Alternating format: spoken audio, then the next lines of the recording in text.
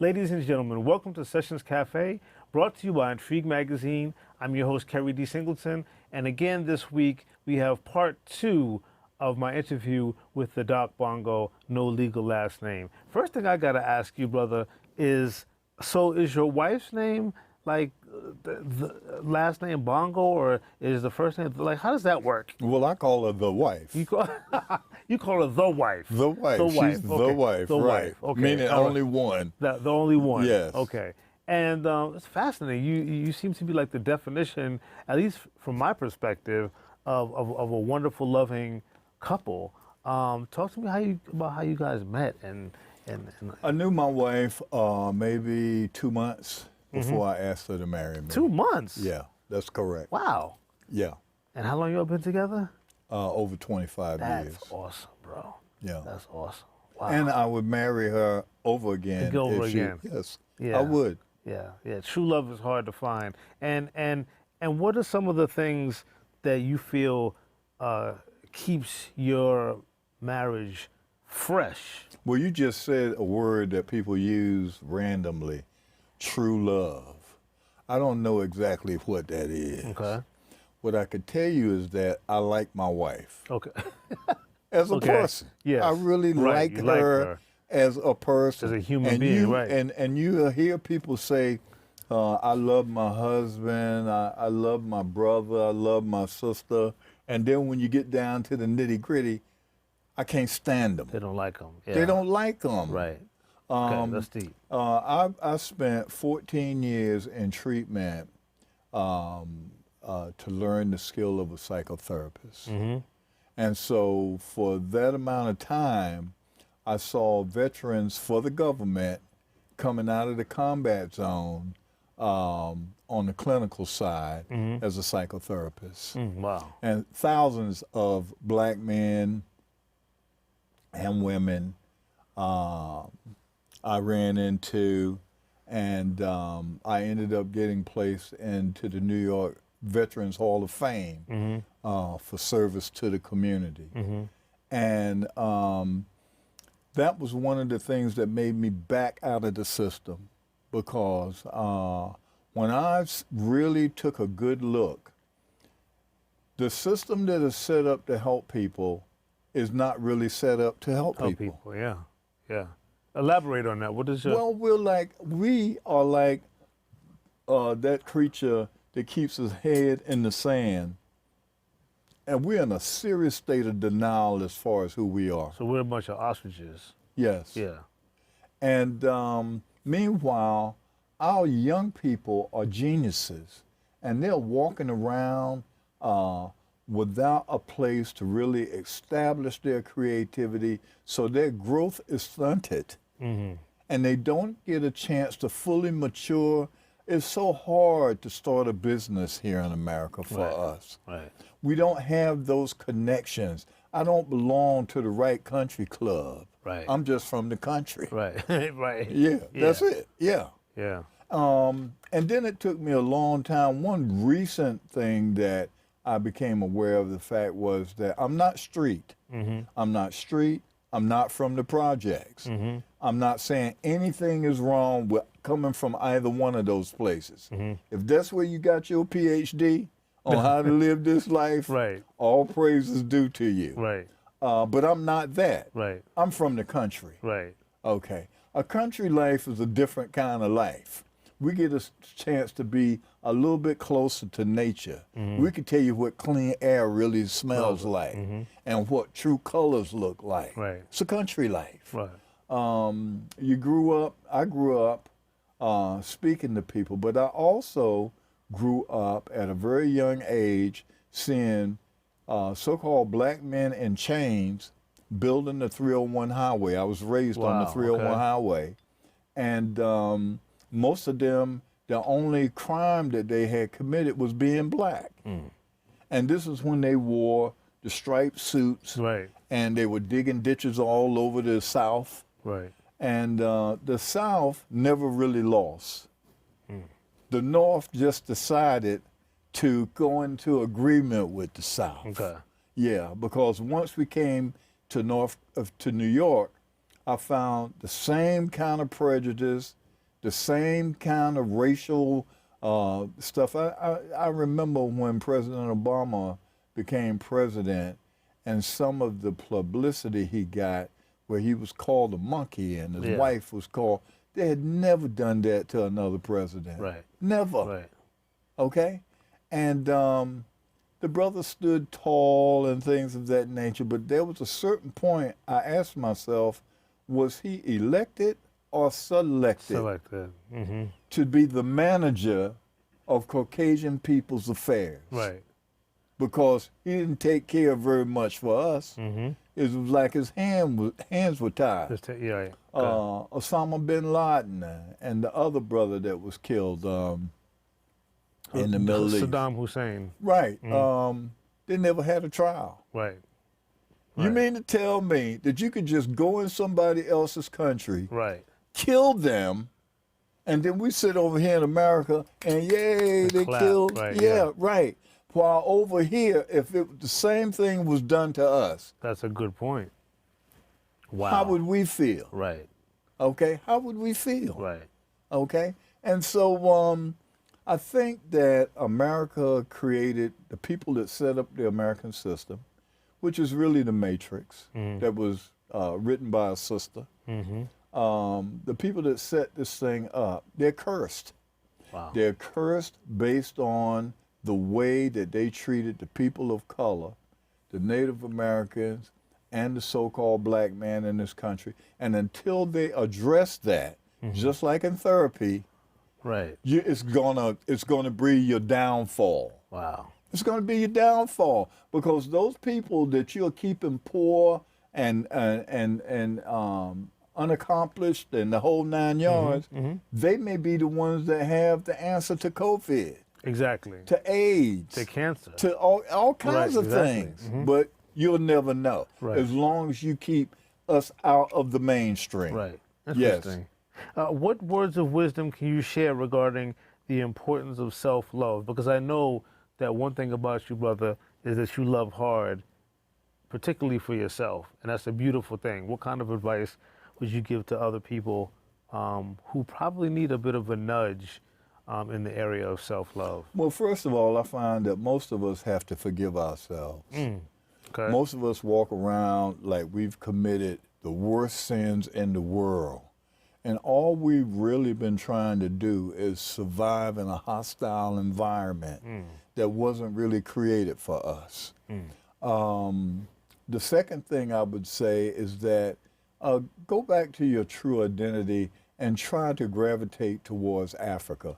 Find some reason that you can identify with the motherland because everybody comes from Africa. Right. Including people that you wouldn't even think of. Right. You know, when you look at history, the first group that came up with hockey were runaway slaves in Canada. I mean, we are a magnificent people, but we don't get a chance to be magnificent because we have folks that are jealous of us. We have folks that are afraid of us because we might be the one. Right.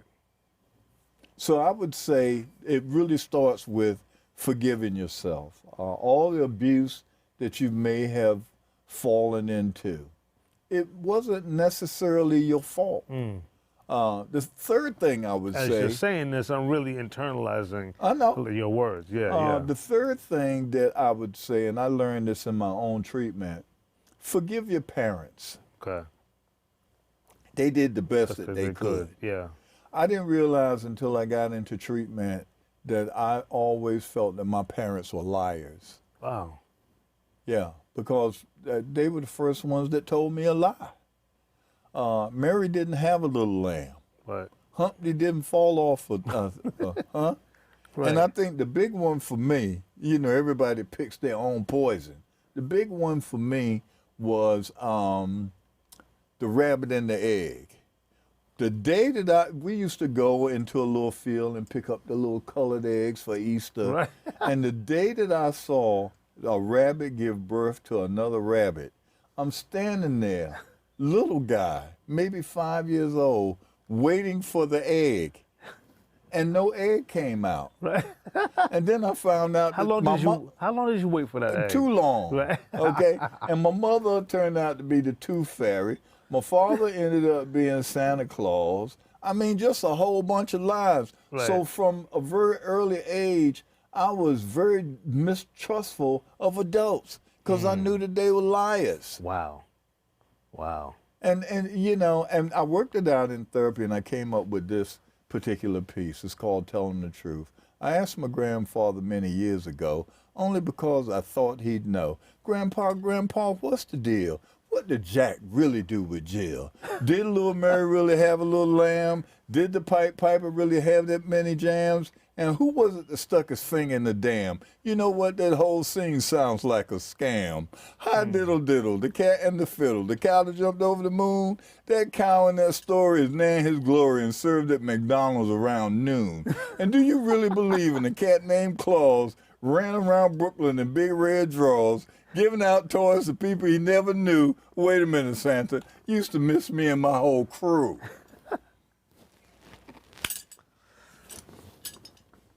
A poet and Tell you him know the it. truth. You poet and you know it. Interesting. I rarely have conversations with you without laughing. I'm struggling here in the studio to get to stop from laughing. So I need a laugh break. We'll be back in a minute with more with the Doc Bongo.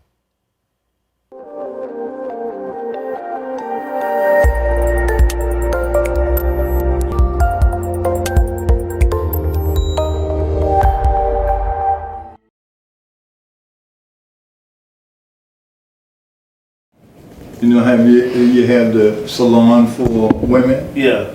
I call this the sirloin because I started off making clothes for men. Yeah. Yeah, like the boots. Take the boots. Each boot is hand designed with the mud cloth.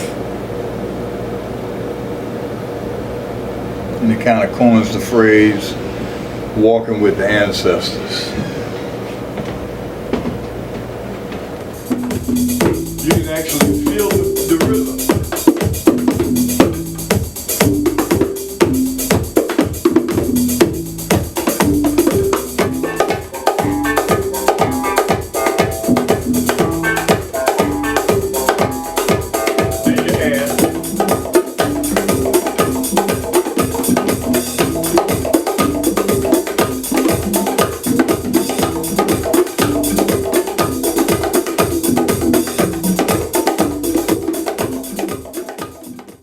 And we're back with the Doc Bongo. No last name, right? With legal last No name. legal last name. I can't get. I'm sorry. Just it's a long name, but and how did you pick that name? It picked me. It picked you. Yeah, it picked me. Okay. It's really the Doc Bongo. Mm-hmm. And when I went to court to change my name, the court said, and no legal last name. So the Doc Bongo is really the name. Okay. Okay. And then there's no legal last name. When you go with the system, they want a last name. Right. You need to be a Underwood or Overwood, a brown tree, Right. a groundhog or something. Right. You gotta have a last name. You gotta have a last name. Right. So And no then, legal last name. No legal last name. And that's the end of And it. the first name is the, meaning one. Right. The one. Okay. Some people say thou, but then we start get religious. We start messing with the religion, and people could get upset Right. about that. Right. And we Yeah. wouldn't want. You couldn't possibly, Be called sleep. thou, No, Doc you couldn't. Bongo? You couldn't possibly sleep at night if people were upset about something that you chose. No, I couldn't sleep at couldn't night. sleep at night, right. Yeah. Sarcasm, people. Let's talk about your thoughts in general regarding fashion. You're a very fashion conscious person. How did you even get started with your line of clothes? Well, what happened was that when I was practicing as a psychotherapist, usually at some point in your career, you come to a point where you say, okay, this is something that I could help people with. Right. Their identity, make them feel good, give, even if it's just for a moment, relieve that pressure Right. of trying to be something here in this society. Absolutely. And it came down to fashion and music. The music I was already doing. Correct. It makes you happy and that kind of thing. But with the Bogola, the mud cloth, I was actually fooling around with it. I got stuck in a warehouse where I realized one day that I was breathing the mud from the mud cloth. This is mud cloth. Okay. My shoes are mud cloth. Okay. And the dirt actually comes off when you're dealing with a lot of it. Right. I found myself breathing it. Wow. And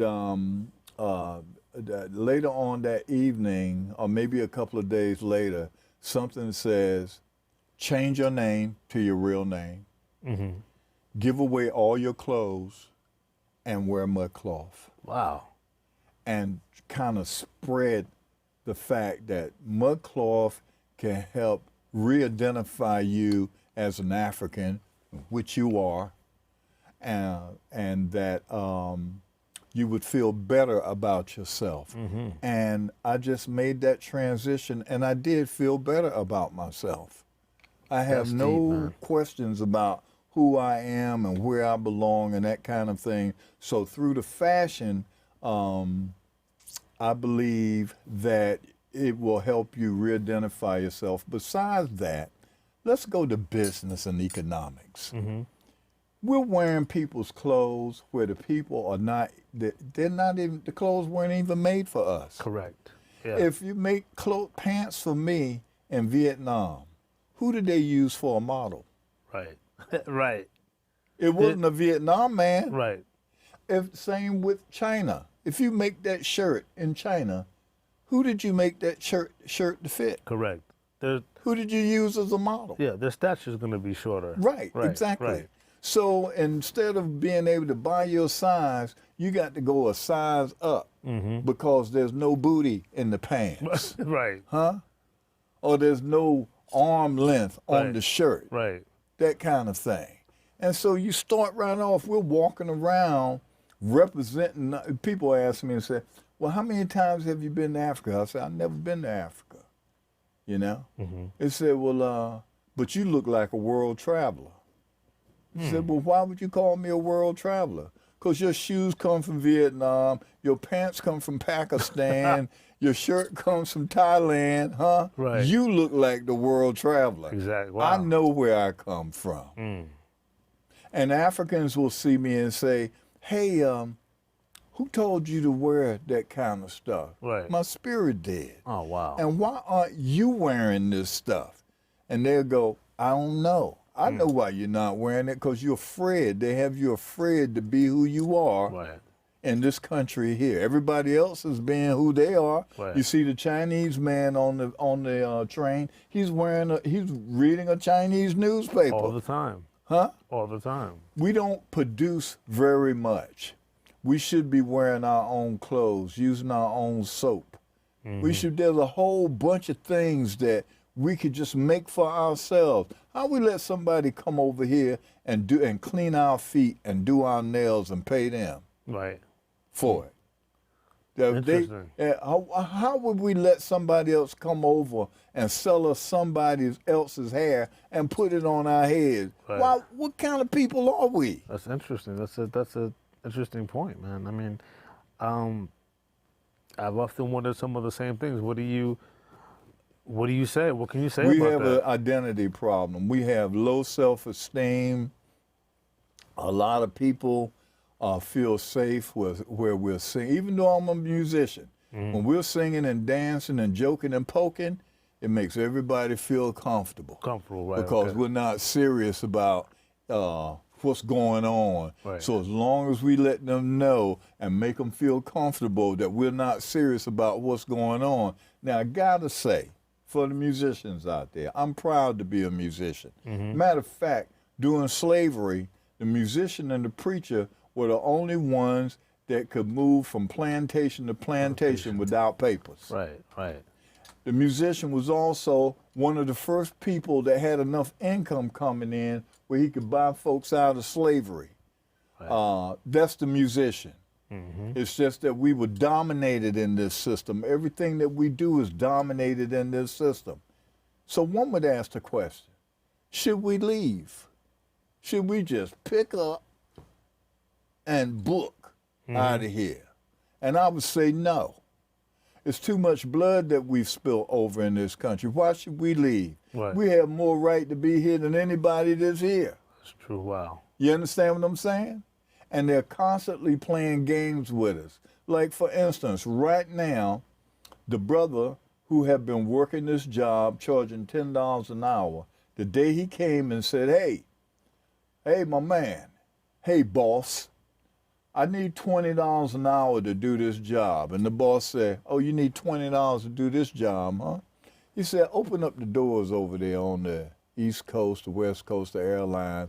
We'll let people come in, and those people will do the same job for $10. Or $5. Or $5. Right. So you got a guy that's never eaten a hero in his life. All of a sudden, he making heroes over here and selling heroes. He been eating falafels all his life. Right. Yeah. Huh? Now I go to a Caribbean restaurant.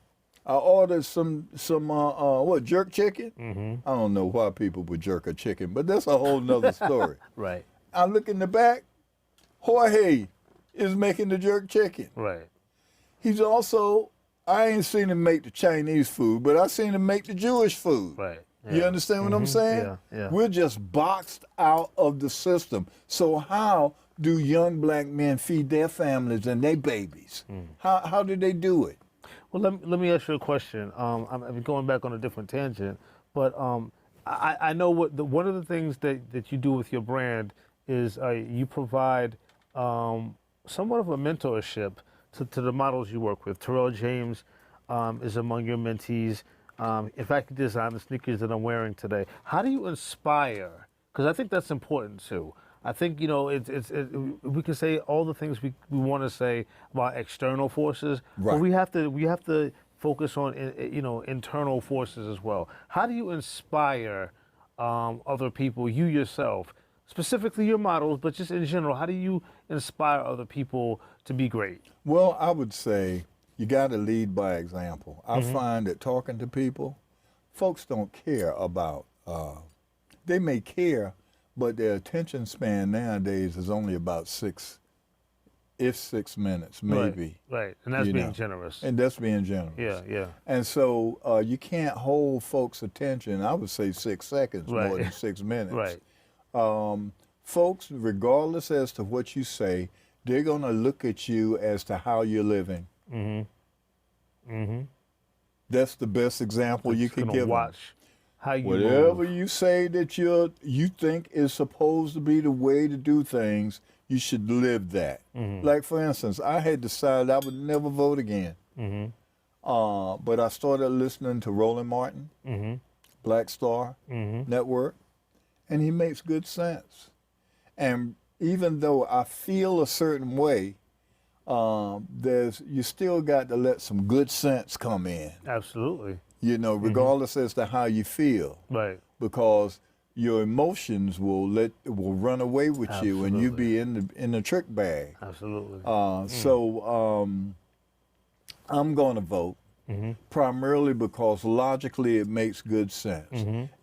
Men usually think logically, and they also set boundaries. Right. Okay, black men in America, I'm saying to you, you should stand up and stop taking this crap. Be a man. Change your moral essence. How you living. You need to change it. You need to change it. You need to be more godlike. You need to love your brother, not in the way that they're professing that you should do it nowadays. You need to really want to work with your brothers, even though that's hard to do. You know, that is very hard to do. That kind of thing, because when another brother does something to you, it really hurts. Right. You know, and so we need to forgive ourselves, and we need to lead by example, as opposed to everybody got a philosophy and something they got to say. I have to give my respects to Mofandichi Judaman, Ron Van Cleef, the Black Dragon, Okay. Dr. Wally, social scientist from Nigeria. I have to say, blessings to you, brothers. The whole thing is that nobody want to really hear the truth. And when you fight for our people, all the people that fought for our people died poor. Yeah, that's a good point, man. Malcolm died poor. Martin died poor. Marcus Garvey died poor. Du Bois died poor. So there's no profit in working for. No, it's not. Yeah. And we like dead heroes. We don't like living heroes. That's You get a living hero, we would criticize them to death. Right. We're worse than other people criticizing us. And so, you know, lead by example. Try to say as little as possible. Right now, I'm probably put my foot in my mouth a couple of times, but I got a violent side to me, y'all. It's not as easy to walk up on me and you do nothing. Before we wrap up, and you make me laugh and throw me out of character, how can people get in touch with you if they want to reach out to you in regards to your music and or your clothing line? The website, therealmud.com. That mud is MUD.com. Bogla Anna Bogla is the name of the company. And we do custom-made bespoke clothing that will bring you back home if you fool around with it. Right. Yeah. Beautiful talking to you, brother. Same here. Thank you so much for being on the show. And we will see you next time on Sessions Cafe TV show.